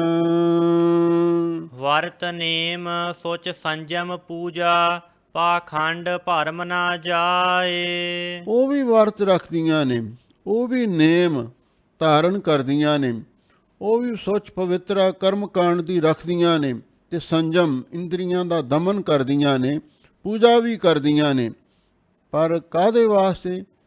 ਪਖੰਡ ਦੇ ਵਿੱਚ, ਦਿਖਾਵੇ ਲਈ, ਵੀ ਲੋਕ ਸਾਨੂੰ ਕਹਿਣੇ ਬੜੀਆਂ ਚੰਗੀਆਂ ਨੇ। ਗੁਰਮੁਖ ਰੂਹਾਂ ਉਹ ਵੀ ਵਰਤ ਨੇਮ ਸੁੱਚ ਸੰਜਮ ਕਰਦੀਆਂ ਨੇ, ਪਰ ਉਹ ਹੁਕਮ ਦੇ ਵਿੱਚ ਕਰਦੀਆਂ ਨੇ। ਪਰ ਮਨਮੁਖ ਰੂਹਾਂ ਹੁਕਮ ਨਹੀਂ ਮੰਨਦੀਆਂ, ਹੰਕਾਰ ਵਿੱਚ ਹੀ ਸਾਰੇ ਕੰਮ ਕਰਦੀਆਂ ਨੇ। ਵਰਤ ਨੇਮ ਕਰਮ ਕਾਂਡ, ਇੰਦਰੀਆਂ ਦਾ ਦਮਨ ਤੇ ਹੋਰ ਪੂਜਾ ਦਿਖਾਵੇ ਲਈ ਕਰਦੀਆਂ ਨੇ, ਭਰਮ ਨਾ ਜਾਏ। ਇਸ ਲਈ ਉਹਨਾਂ ਦੇ ਮਨ ਦੇ ਵਿੱਚੋਂ ਭਰਮ ਦੂਰ ਨਹੀਂ ਹੋ ਸਕਦਾ। ਅੰਤਰੋਂ ਕੁਸੁੱਧ ਮਾਇਆ ਮੋਹਿ ਬੇਦੇ, ਜਿਉ ਹਸਤੀ ਸ਼ਾਰ ਉਡਾਏ। ਉਹਨਾਂ ਮਨਮੁਖ ਰੂਹਾਂ ਦੀ ਹਾਲਤ ਇਹ ਹੁੰਦੀ ਹੈ, ਅੰਦਰੋਂ ਕੁਸੁੱਧ, ਉਹਨਾਂ ਦਾ ਅੰਦਰੋਂ ਹਿਰਦਾ ਅਪਵਿੱਤਰ ਹੁੰਦਾ, ਨਾਪਾਕ ਹੁੰਦਾ, ਪਾਪਾਂ ਤੇ ਵਿਕਾਰਾਂ ਦੇ ਨਾਲ ਭਰਿਆ ਹੁੰਦਾ। ਮਾਇਆ ਮੋਹ ਬੇਦੇ, ਤੇ ਮਾਇਆ ਦੇ ਮੋਹ ਦੇ ਵਿੱਚ ਵਿੰਨੇ ਰਹਿੰਦੇ ਨੇ।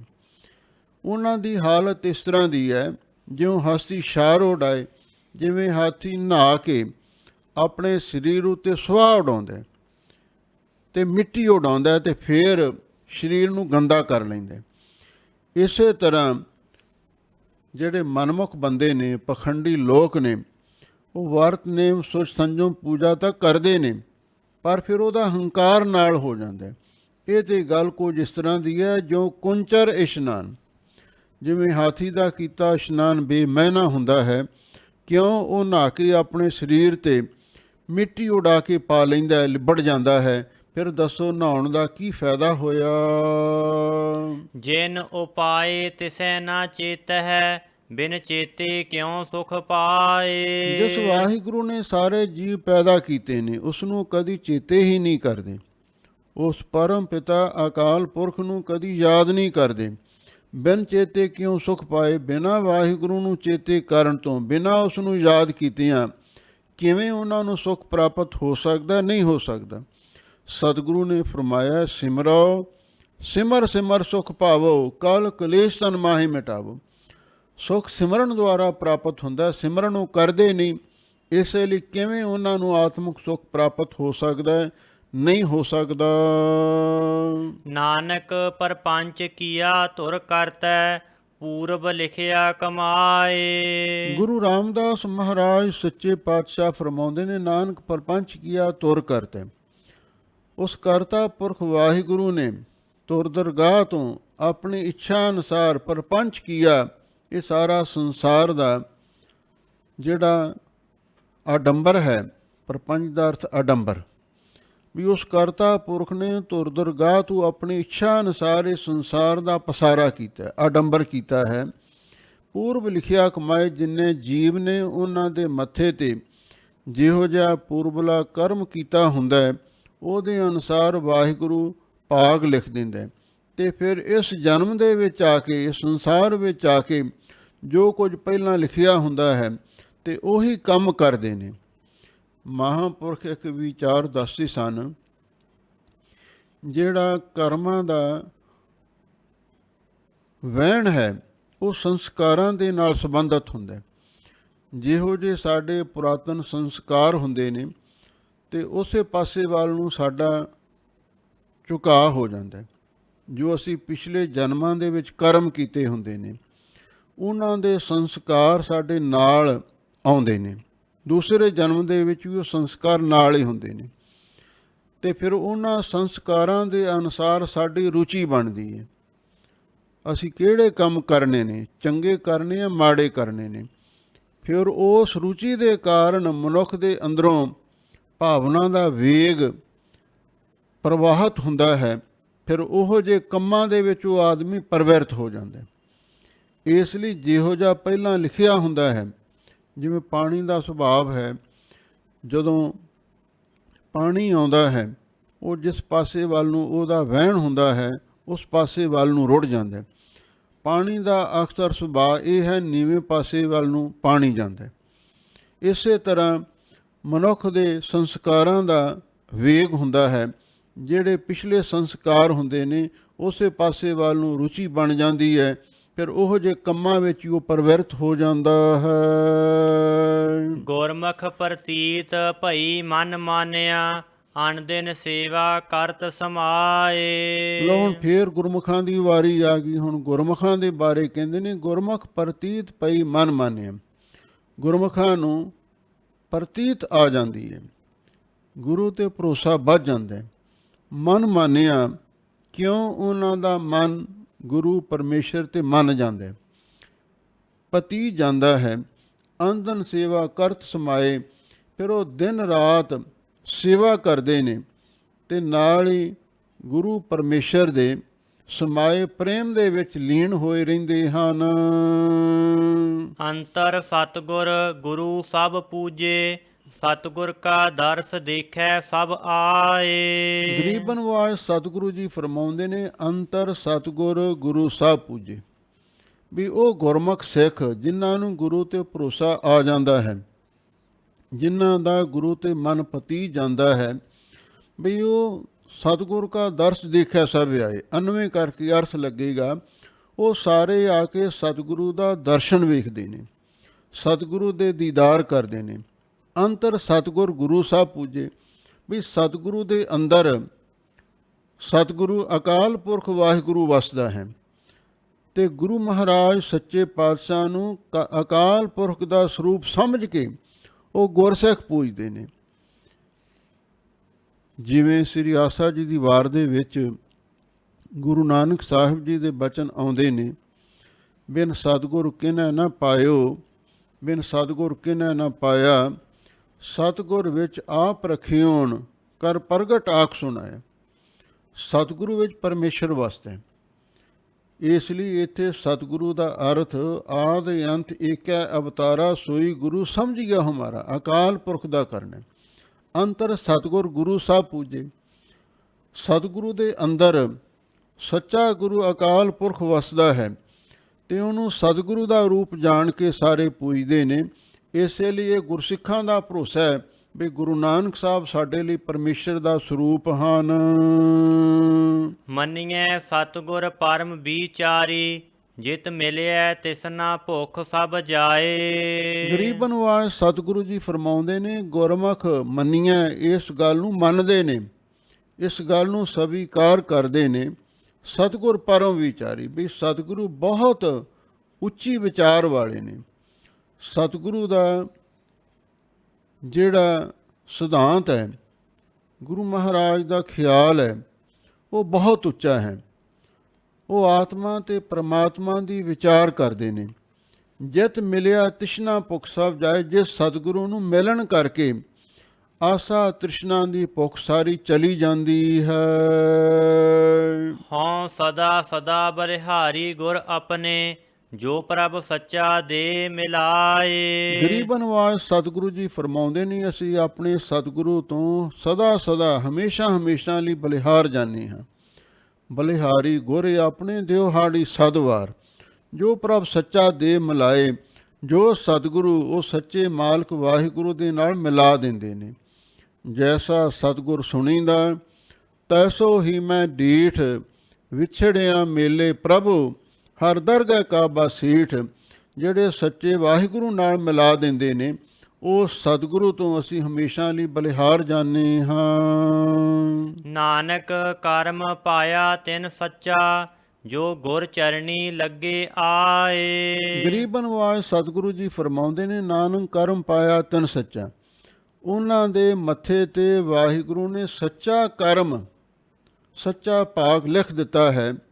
ਜੋ ਗੁਰ ਚਰਣੀ ਲੱਗੇ ਆਏ, ਜਿਹੜੇ ਪਾਈ ਆ ਕੇ ਗੁਰੂ ਦੇ ਚਰਣੀ ਲੱਗ ਜਾਂਦੇ ਨੇ, ਫਿਰ ਉਹਨਾਂ ਦੇ ਮੱਥੇ ਤੇ ਵਾਹਿਗੁਰੂ ਭਾਗ ਲਿਖ ਦਿੰਦੇ, ਸੱਚਾ ਭਾਗ, ਬਈ ਇਹ ਹੁਣ ਗੁਰਮੁਖ ਬਣ ਗਏ ਨੇ, ਇਹ ਵਾਹਿਗੁਰੂ ਦੇ ਦਰ ਪ੍ਰਵਾਨ ਹੋ ਗਏ ਨੇ ਤੇ ਹੁਣ ਇਹਨਾਂ ਨੂੰ ਕੋਈ ਪੁੱਛ ਗਿੱਛ ਨਹੀਂ ਕਰ ਸਕਦਾ।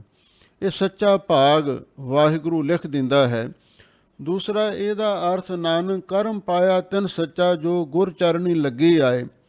ਜੋ ਆ ਕੇ ਗੁਰੂ ਦੇ ਚਰਨੀ ਲੱਗ ਜਾਂਦੇ ਨੇ, ਨਾਨਕ ਕਰਮ ਪਾਇਆ ਤਿਨ ਸੱਚਾ, ਫਿਰ ਉਹ ਵਾਹਿਗੁਰੂ ਉਹਨਾਂ ਗੁਰਮੁਖਾਂ ਦੇ ਮੱਥੇ ਤੇ ਸੱਚਾ ਕਰਮ ਬਖਸ਼ਿਸ਼ ਦਾ ਨਿਸ਼ਾਨ ਉਹਨਾਂ ਦੇ ਮੱਥੇ ਤੇ ਲਾ ਦਿੰਦਾ, ਮੋਹਰ ਲਾ ਦਿੰਦਾ ਬਈ ਇਹ ਹੁਣ ਵਾਹਿਗੁਰੂ ਦੇ ਦਰ ਪ੍ਰਵਾਨ ਹੋ ਗਏ ਹਨ। ਜਿਨ ਪਿਰਿਆ ਸੋ ਨੇਹੋ ਸੇ ਸੱਜਣ ਮੈਂ ਨਾਲ। ਲੋ ਗਰੀਬਨ ਵਾਜ ਸਤਿਗੁਰੂ ਜੀ ਫਿਰ ਪਤੀ ਸਤੀ ਰੂਪਕ ਅਲੰਕਾਰ ਵਿੱਚ ਹੀ ਉਪਦੇਸ਼ ਦਿੰਦੇ ਨੇ, ਜਿਨ ਪਿਰਿਆ ਸੋ ਨੇਹੋ, ਜਿਸ ਪਤੀ ਪਰਮੇਸ਼ਰ ਦੇ ਨਾਲ ਸਾਡਾ ਸਨੇਹ ਹੈ, ਪ੍ਰੇਮ ਲੱਗਿਆ ਹੋਇਆ ਹੈ, ਸੇ ਸੱਜਣ ਮੈਂ ਨਾਲ, ਉਹ ਸੱਜਣ ਅਕਾਲ ਪੁਰਖ ਵਾਹਿਗੁਰੂ ਜੀ ਹਮੇਸ਼ਾ ਸਾਡੇ ਨਾਲ ਹੀ ਵਸ ਰਹੇ ਹਨ। ਅੰਤਰ ਬਾਹਰ ਹੋਂ ਫਿਰਾਂ ਪੀ ਹਿਰਦੈ ਰੱਖਾ ਸਮਾਲ। ਇਹ ਗੁਰਮੁਖਾਂ ਦੀ ਅਵਸਥਾ ਹੈ ਵੀ ਜਿਸ ਵਾਹਿਗੁਰੂ ਨਾਲ ਉਹਨਾਂ ਦਾ ਪ੍ਰੇਮ ਹੁੰਦਾ ਹੈ ਤੇ ਉਹਨੂੰ ਆਪਣੇ ਅੰਗ ਸੰਗ ਸਮਝਦੇ ਨੇ। ਅੰਤਰ ਬਾਹਰ ਹਾਂ ਫਿਰਾਂ, ਫਿਰ ਉਹਨਾਂ ਦਾ ਇਹ ਕਹਿਣਾ ਹੈ ਅੰਦਰ ਬਾਹਰ ਜਿੱਥੇ ਵੀ ਅਸੀਂ ਫਿਰਦੇ ਹਾਂ, ਪੀ ਹਿਰਦੈ ਰੱਖਾਂ ਸੰਭਾਲ, ਪੀ ਪੁਨ੍ਹਾ ਉਸ ਪਤੀ ਪਰਮੇਸ਼ਰ ਨੂੰ ਅਸੀਂ ਹਮੇਸ਼ਾ ਲਈ ਹਿਰਦੇ ਵਿੱਚ ਯਾਦ ਰੱਖਦੇ ਹਾਂ। ਸੁਹਾਗਣ ਇਸਤਰੀਆਂ ਉਹ ਆਪਣੇ ਪਤੀ ਪਰਮੇਸ਼ਰ ਨੂੰ ਹਮੇਸ਼ਾ ਨੇੜੇ ਸਮਝਦੀਆਂ ਨੇ। ਨਿਕਟ ਪੁੱਜਾ ਸੋ ਬੁਰਾ ਕਿਉਂ ਕਰੇ, ਨੇੜੇ ਸਮਝਣ ਦਾ ਭਾਵ ਇਹ ਹੁੰਦਾ ਹੈ ਉਹਨਾਂ ਦੇ ਮਨ ਦੇ ਵਿੱਚ ਪਤੀ ਦਾ ਨਿਰਮਲ ਭੈ ਹੁੰਦਾ, ਅਦਬ ਹੁੰਦਾ ਹੈ। ਉਸ ਨਿਰਮਲ ਭੈ ਤੇ ਅਦਬ ਦੇ ਕਾਰਨ ਉਹ ਕੋਈ ਅਵਗਿਆ ਨਹੀਂ ਕਰਦੀਆਂ, ਪਤੀ ਦੀ ਗੈਰ ਹਾਜ਼ਰੀ ਦੇ ਵਿੱਚ ਵੀ ਉਹ ਗਲਤ ਕੰਮ ਨਹੀਂ ਕਰਦੀਆਂ। ਉਹਨਾਂ ਦੇ ਮਨ ਦੇ ਵਿੱਚ ਇਹ ਭੈ ਬਣਿਆ ਹੁੰਦਾ ਹੈ ਬਈ ਮੇਰਾ ਪਤੀ, ਮੈਂ ਉਸ ਤੋਂ ਕੁਛ ਵੀ ਲੁਕਾ ਕੇ ਨਹੀਂ ਰੱਖਣਾ, ਜੋ ਮੈਂ ਕਰਾਂਗੀ ਮੈਨੂੰ ਦੱਸਣਾ ਪੈਣਾ ਹੈ। ਇਸੇ ਲਈ ਫਿਰ ਉਹ ਮਾੜੇ ਕਰਮਾਂ ਤੋਂ ਬਚੀ ਰਹਿੰਦੀ ਹੈ। ਇਹ ਗੁਰਮੁਖਾਂ ਦੀ ਅਵਸਥਾ ਹੁੰਦੀ ਹੈ।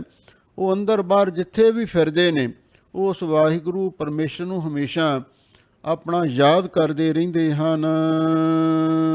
ਜਿਨ੍ਹਾਂ ਇੱਕ ਮਨ ਇੱਕ ਚਿਤ ਧਿਆਇਆ ਸਤਿਗੁਰ ਸੋ ਚਿਤ ਲਾਏ। ਫਿਰ ਗੁਰਮੁਖਾਂ ਦੀ ਅਵਸਥਾ ਦਾ ਹੀ ਨਿਰਣਾ ਕਰਦੇ ਨੇ, ਜਿਨ੍ਹਾਂ ਨੇ ਇੱਕ ਮਨ ਇੱਕ ਚਿਤ ਹੋ ਕੇ ਵਾਹਿਗੁਰੂ ਨੂੰ ਧਿਆਇਆ ਹੈ। ਇਹ ਮਨ ਹਰ ਜੀ ਧਿਆਏ ਤੂੰ, ਇੱਕ ਮਨ ਇੱਕ ਚਿਤ ਪਾਏ। ਇੱਕ ਮਨ ਤੋਂ ਭਾਵ ਹੈ ਇਕਾਗਰ ਮਨ ਹੋ ਕੇ। ਇੱਕ ਚਿੱਤ ਤੋਂ ਭਾਵ ਹੁੰਦਾ ਮਨ ਦੇ ਵਿੱਚ ਜਿਹੜੀਆਂ ਚਿਤਵਣੀਆਂ ਪੁਰਾਣੀਆਂ ਯਾਦਾਂ ਉੱਠਦੀਆਂ ਨੇ ਉਹਨਾਂ ਨੂੰ ਭੁਲਾ ਕੇ। ਇੱਕ ਮਨ ਇੱਕ ਚਿੱਤ ਹੋ ਕੇ ਤੇ ਜਿਨ੍ਹਾਂ ਨੇ ਉਸ ਅਕਾਲ ਪੁਰਖ ਵਾਹਿਗੁਰੂ ਪਰਮੇਸ਼ਰ ਨੂੰ ਧਿਆਇਆ ਹੈ, ਸਤਿਗੁਰ ਸੌ ਚਿੱਤ ਲਾਏ, ਤੇ ਨਾਲ ਸਤਿਗੁਰੂ ਦੇ ਨਾਲ ਚਿੱਤ ਜੋੜ ਕੇ। ਪਹਿਲਾਂ ਸਤਿਗੁਰੂ ਦੇ ਨਾਲ ਚਿੱਤ ਜੋੜਨਾ ਤੇ ਫਿਰ ਗੁਰੂ ਨੂੰ ਹੀ ਰੱਬ ਦਾ ਰੂਪ ਸਮਝ ਕੇ ਇੱਕ ਮਨ ਇੱਕ ਚਿੱਤ ਹੋ ਕੇ ਅਕਾਲ ਪੁਰਖ ਨੂੰ ਧਿਆਉਂਦੀਆਂ ਹਨ। ਤਿਨ ਕੀ ਦੁੱਖ ਭੁੱਖ ਹਉਮੈ ਵੱਡਾ ਰੋਗ ਗਿਆ ਨਿਰਦੋਖ ਭਏ ਲਿਵ ਲਾਏ। ਗਰੀਬਨ ਵਾਲ ਸਤਿਗੁਰੂ ਜੀ ਫਰਮਾਉਂਦੇ ਨੇ, ਤਿਨ ਕੀ ਦੁੱਖ ਭੁੱਖ, ਉਹਨਾਂ ਗੁਰਮੁਖਾਂ ਦੀ ਭੁੱਖ ਵੀ ਤੇ ਭੁੱਖ ਦਾ ਦੁੱਖ ਵੀ, ਤੇ ਹਉਮੈ ਦਾ ਵੱਡਾ ਰੋਗ ਚਲਿਆ ਗਿਆ ਹੈ। ਨਿਰਦੋਖ ਭਏ ਲਿਵ ਲਾਏ, ਉਹ ਵਾਹਿਗੁਰੂ ਦੇ ਨਾਲ ਲਿਵ ਲਾ ਕੇ ਚਿੱਤ ਬਿਰਤੀ ਨੂੰ ਸੁਰਤ ਨੂੰ ਜੋੜ ਕੇ ਰੱਖਦੇ ਨੇ। ਇਸ ਲਈ ਸਾਰੇ ਦੋਸ਼ਾਂ ਤੋਂ, ਐਬਾਂ ਤੋਂ, ਔਗਣਾਂ ਤੋਂ, ਵਿਕਾਰਾਂ ਤੋਂ ਵੀ ਮੁਕਤ ਹੋ ਗਏ ਹਨ। ਗੁਣ ਗਾਵਹਿ ਗੁਣ ਉਚਰਹਿ ਗੁਣ ਮਹਿ ਸਵੈ ਸਮਾਏ। ਅਥਵਾ ਤਿਨ ਕੀ ਦੁੱਖ ਭੁੱਖ ਹਉਮੈ ਵੱਡਾ ਰੋਗ ਹੈ। ਸਭ ਤੋਂ ਵੱਡਾ ਦੁੱਖ ਕਿਹੜਾ ਹੈ? ਜਨਮ ਤੇ ਮਰਨ ਦਾ, ਭੁੱਖ ਆਸਾ ਤ੍ਰਿਸ਼ਨਾ ਦੀ, ਤੇ ਹਉਮੈ ਦਾ ਵੱਡਾ ਰੋਗ ਉਹਨਾਂ ਦਾ ਚਲਿਆ ਗਿਆ ਹੈ।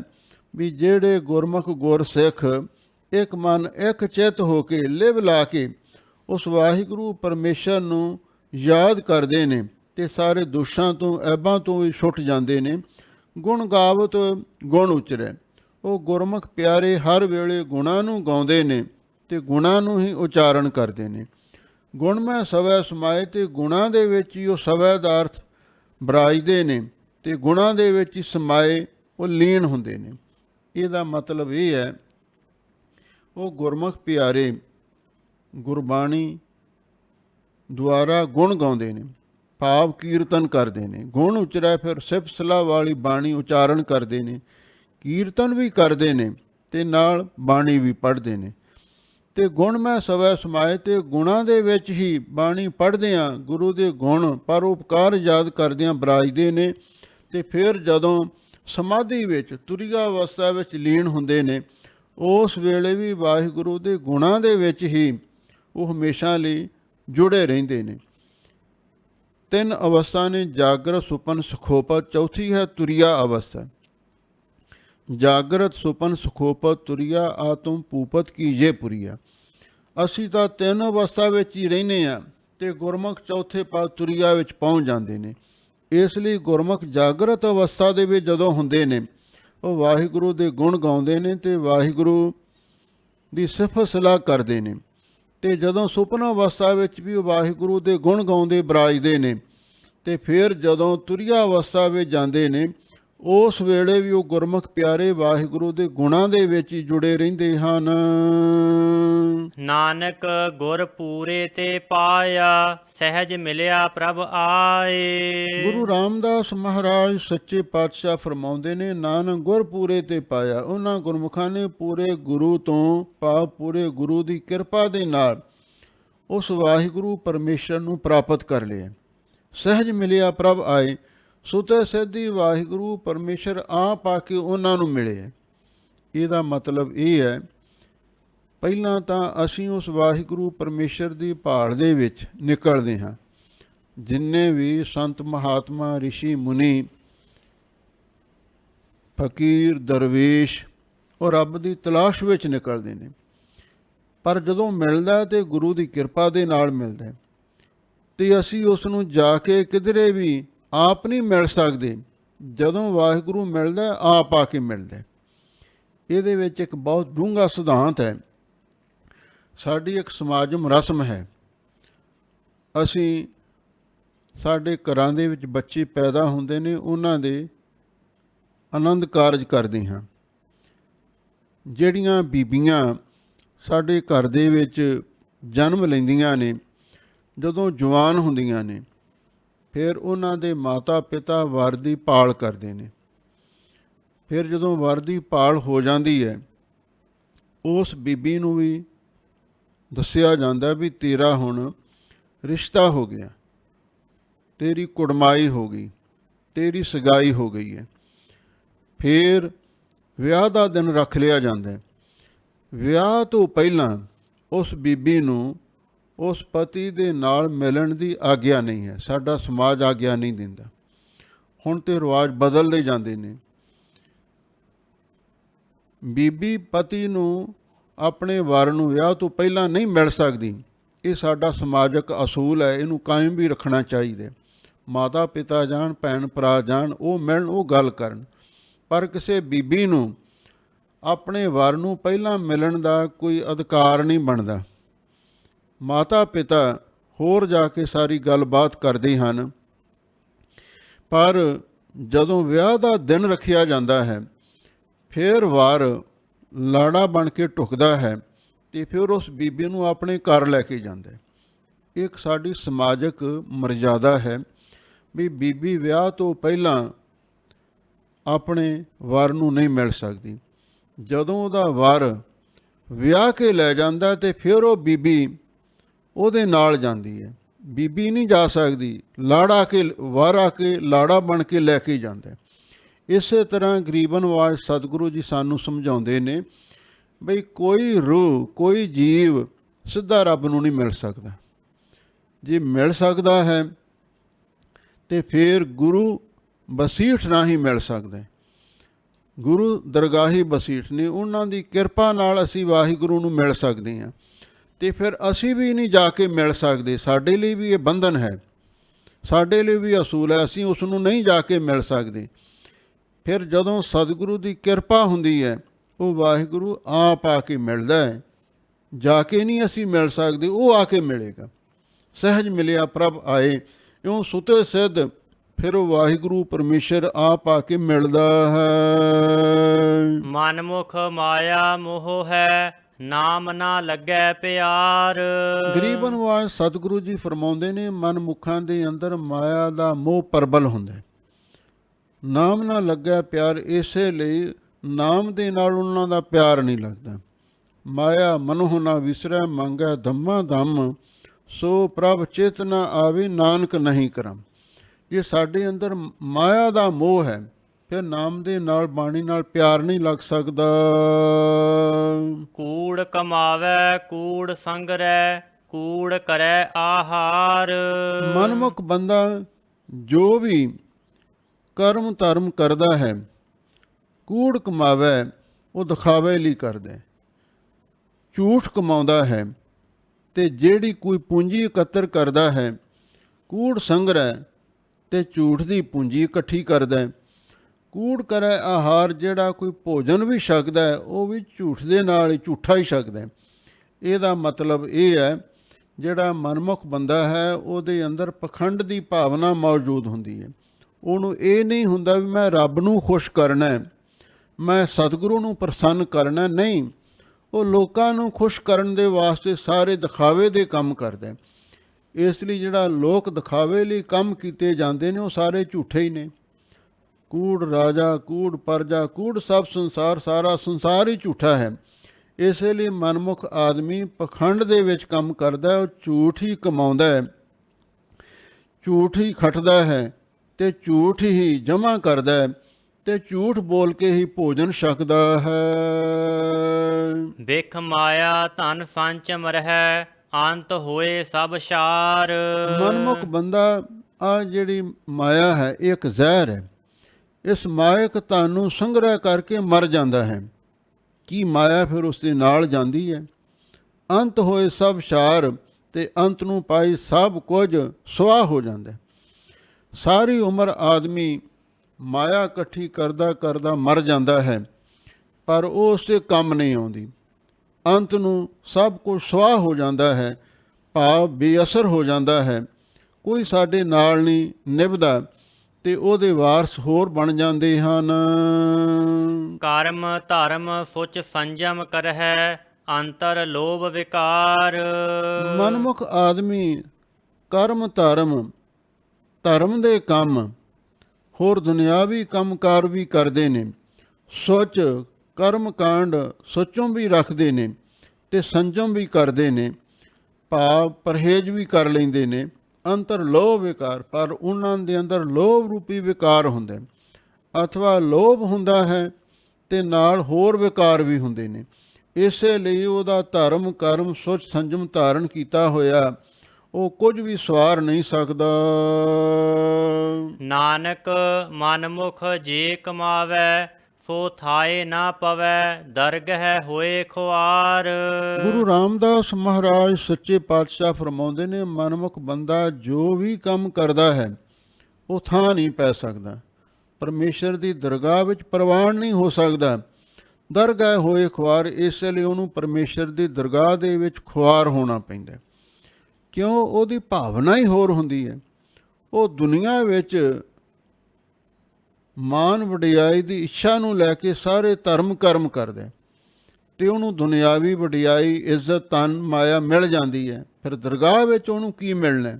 ਦਰਗਾਹ ਵਿੱਚ ਤੇ ਉਸ ਨੂੰ ਖੱਜਲ ਖੁਆਰੀ ਹੋਣਾ ਪੈਂਦਾ ਹੈ। ਸਭਨਾ ਰਾਗਾਂ ਵਿੱਚ ਸੋ ਭਲਾ ਭਾਈ, ਜਿਤ ਵਸਿਆ ਮਨ ਆਏ। ਹੁਣ ਸਤਿਗੁਰੂ ਦੇ ਚਰਨਾਂ ਵਿੱਚ ਬਈ ਕੋਈ ਰਾਗੀ ਸਿੰਘ ਹੀ ਆਏ ਹੋਣਗੇ, ਉਹਨਾਂ ਨੇ ਬੇਨਤੀ ਕੀਤੀ, ਮਹਾਰਾਜ ਸਾਰੇ ਰਾਗਾਂ ਵਿੱਚੋਂ ਸ੍ਰੇਸ਼ਟ ਰਾਗ ਕਿਹੜਾ ਹੈ? ਵੈਸੇ ਸੰਗੀਤ ਦੀਆਂ ਦੋ ਪੱਧਤੀਆਂ ਨੇ। ਇੱਕ ਸ੍ਰੀ ਰਾਗ ਨੂੰ ਸ਼੍ਰੋਮਣੀ ਰਾਗ ਮੰਨਦੇ ਨੇ।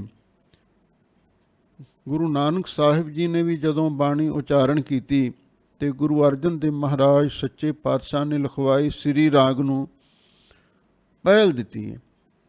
ਦੂਜੀ ਪੱਧਤੀ ਵਿੱਚ ਭੈਰੋਂ ਰਾਗ ਨੂੰ ਪ੍ਰਮੁੱਖ ਰਾਗ ਮੰਨਿਆ ਗਿਆ। ਹੁਣ ਸਤਿਗੁਰੂ ਦੇ ਚਰਨਾਂ ਵਿੱਚ ਰਾਗੀਆਂ ਨੇ ਬੇਨਤੀ ਕੀਤੀ, ਮਹਾਰਾਜ ਸਾਰੇ ਰਾਗਾਂ ਵਿੱਚੋਂ ਸ੍ਰੇਸ਼ਟ ਰਾਗ ਕਿਹੜਾ ਹੈ? ਤਾਂ ਸਤਿਗੁਰੂ ਇਹਦਾ ਕੀ ਜਵਾਬ ਦਿੰਦੇ ਨੇ, ਸੁਣੋ।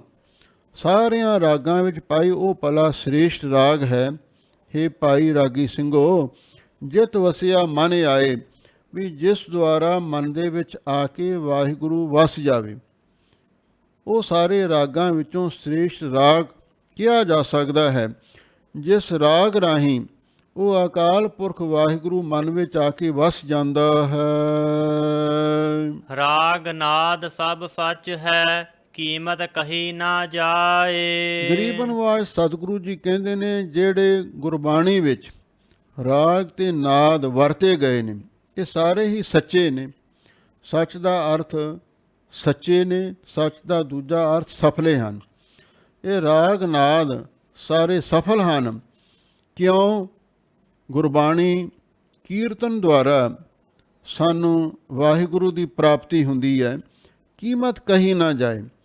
ਤੇ ਇਹ ਰਾਗ ਰਤਨ ਪਰਿਵਾਰ ਪਰੀਆਂ ਦੀ ਕੀਮਤ ਵੀ ਬਿਆਨ ਨਹੀਂ ਕੀਤੀ ਜਾ ਸਕਦੀ।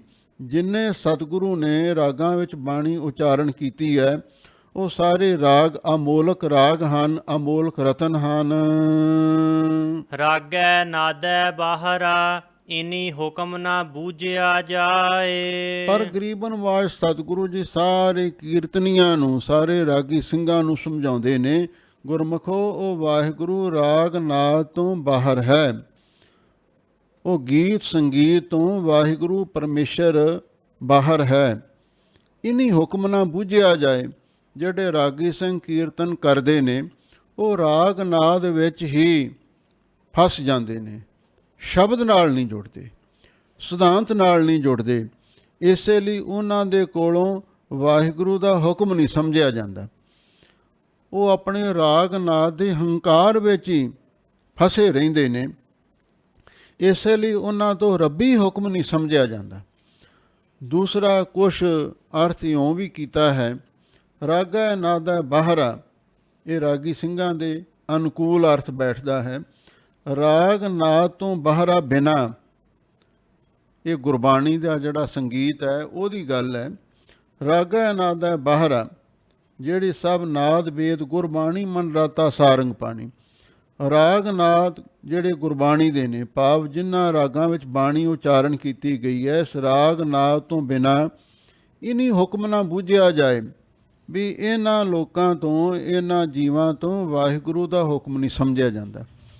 ਭਾਵ ਗੁਰਬਾਣੀ ਰਾਗ ਨਾਦ ਦੁਆਰਾ ਹੀ ਸਾਨੂੰ ਉਸ ਵਾਹਿਗੁਰੂ ਪਰਮੇਸ਼ਰ ਦੇ ਹੁਕਮ ਦੀ ਸੋਝੀ ਪ੍ਰਾਪਤ ਹੁੰਦੀ ਹੈ। ਰਾਗ ਨਾਦ ਤੋਂ ਬਿਨਾਂ, ਗੁਰਬਾਣੀ ਕੀਰਤਨ ਤੋਂ ਬਿਨਾਂ ਉਸ ਵਾਹਿਗੁਰੂ ਦੀ ਹੁਕਮ ਦੀ ਸੋਝੀ ਵੀ ਨਹੀਂ ਪ੍ਰਾਪਤ ਹੋ ਸਕਦੀ।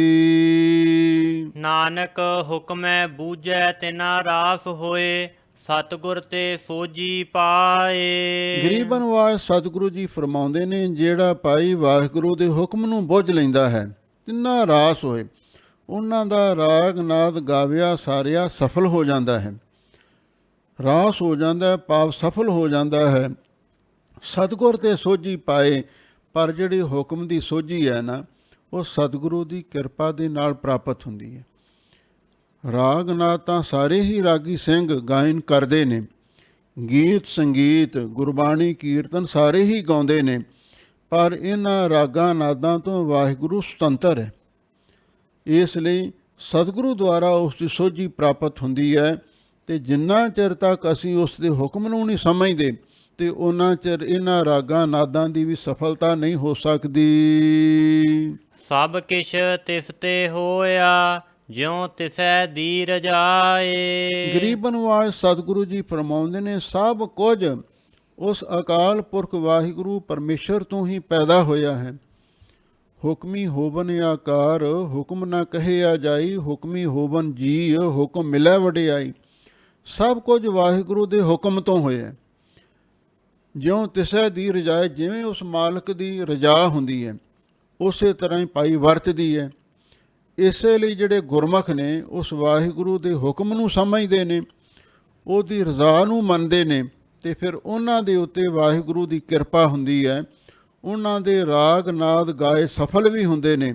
ਜਿਹੜੇ ਮਾਲਕ ਦੇ ਹੁਕਮ ਨੂੰ ਸਮਝ ਲੈਂਦੇ ਨੇ ਅਤੇ ਉਹਦੀ ਰਜ਼ਾ ਦੇ ਵਿੱਚ ਚੱਲਦੇ ਨੇ, ਫਿਰ ਉਹਨਾਂ ਦਾ ਲੋਕ ਸੁਖੀ ਪ੍ਰਲੋਕ ਸੁਹੇਲਾ ਵੀ ਬਣ ਜਾਂਦਾ ਹੈ। ਇਹ ਹੈ ਪਾਵਨ ਅੰਮ੍ਰਿਤ ਰੂਪ ਬਾਣੀ ਦੀ ਵਿਚਾਰ ਜੋ ਸੰਗਤਾਂ ਨੇ ਸਰਵਣ ਕੀਤੀ ਹੈ। ਸਤਿਗੁਰੂ ਮਿਹਰ ਕਰਨ ਇਹ ਬਾਣੀ ਦਾ ਭਾਵ ਤੱਤ ਸਾਰ ਸਾਡੇ ਹਿਰਦੇ ਵਿੱਚ ਵਸਾਉਣ। ਇਹਦੇ ਨਾਲ ਹੀ ਸਾਡੇ ਜੀਵਨ ਦੀ ਸਫਲਤਾ ਹੋਵੇਗੀ। ਸਭ ਸੰਗਤਾਂ ਦਾ ਬਹੁਤ ਬਹੁਤ ਧੰਨਵਾਦ। ਹੋਈਆਂ ਭੁੱਲਾਂ ਚੁੱਕਾਂ ਲਈ ਖਿਮਾ ਕਰਨਾ। ਨਾਨਕ ਹੁਕਮੈ ਬੂਝੈ ਤਿਨਾ ਰਾਸ ਹੋਏ, ਸਤਿਗੁਰ ਤੇ ਸੋਜੀ ਪਾਏ। ਸਭ ਕਿਛ ਤਿਸ ਤੇ ਹੋਇਆ, ਜਿਉ ਤਿਸੈ ਦੀਰ ਜਾਏ।